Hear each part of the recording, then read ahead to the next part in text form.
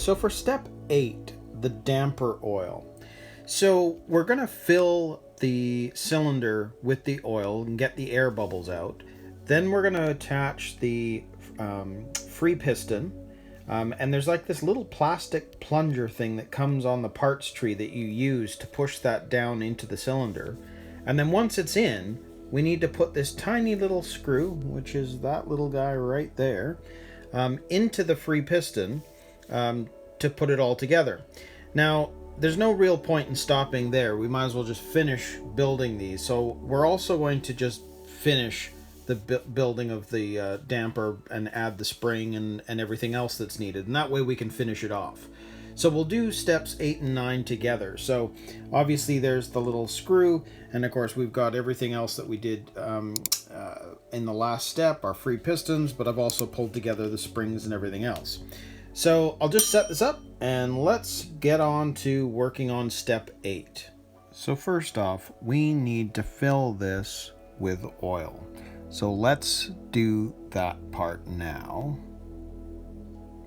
And you pull the piston down all the way.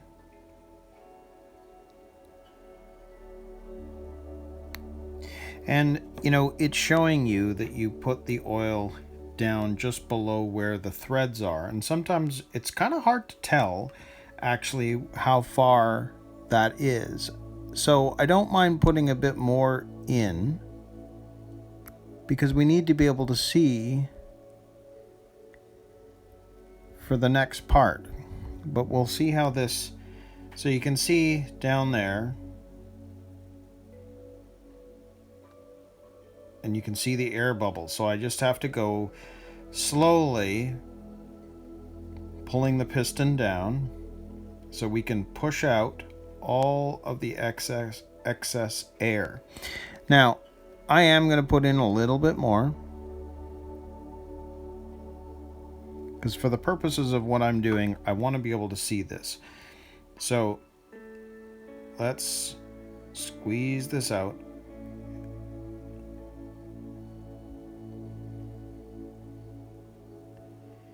And you can see that the piston itself, or the shock piston, isn't pushing out any more air. So it should be fine. You can see the bubbles at the top, but nothing new is coming out by doing this. It's such a weird design, and I'll show you why. So this is normal. We do this with any of the oil-filled shocks. You've got to go up and down and slowly push out any of the excess air, because you don't want air bubbles in with the oil.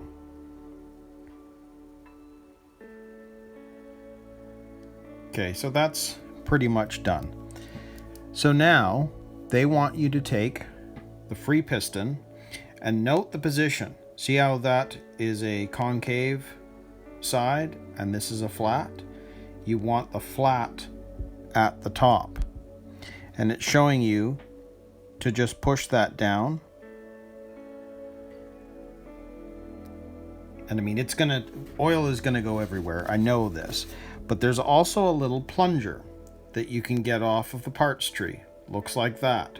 And what we're going to do is we're going to push this down.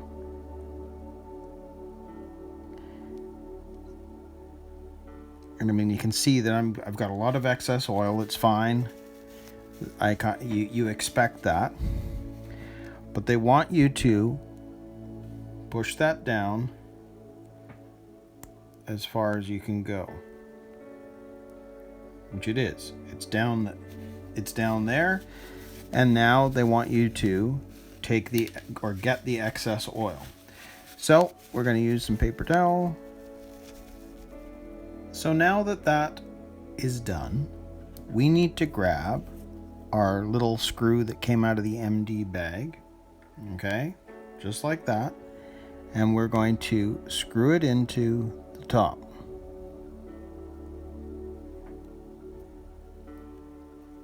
And just screw it down all the way. And you'll feel it, because it's going to feel very loose and then it's going to be tight. But it's not too tight, because all it's going to do is spin that free piston around. Now, I have a question for you guys out there, because I have tried to find information on this free piston, because I like to know about the mechanics of this sort of stuff too. And I would like to know the point of putting the screw in the hole, because I don't see what it does. The free piston could have been there without it, other than there's a hole that would allow air to go up and down. But you're not actually tightening this screw.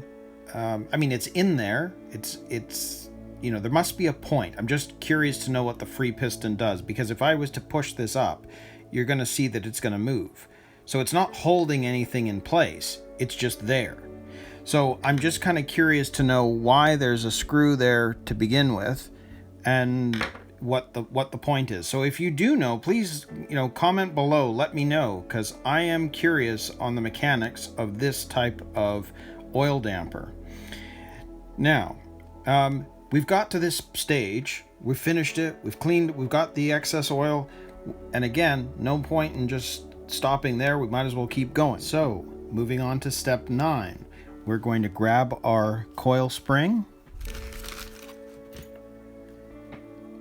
put that on there. We're going to grab our D3, and of course this says for soft damper tension, do not use this part. Well, I don't want soft yet. Let's see what this is going to look like. And then there's a little spring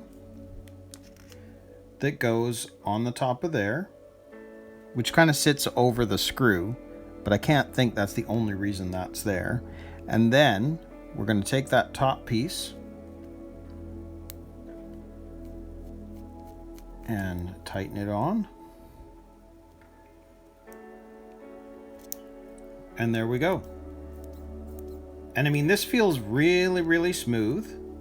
I like how this has come together. But again, just a little confused as to the point of the free piston setup and that screw. So again, please comment.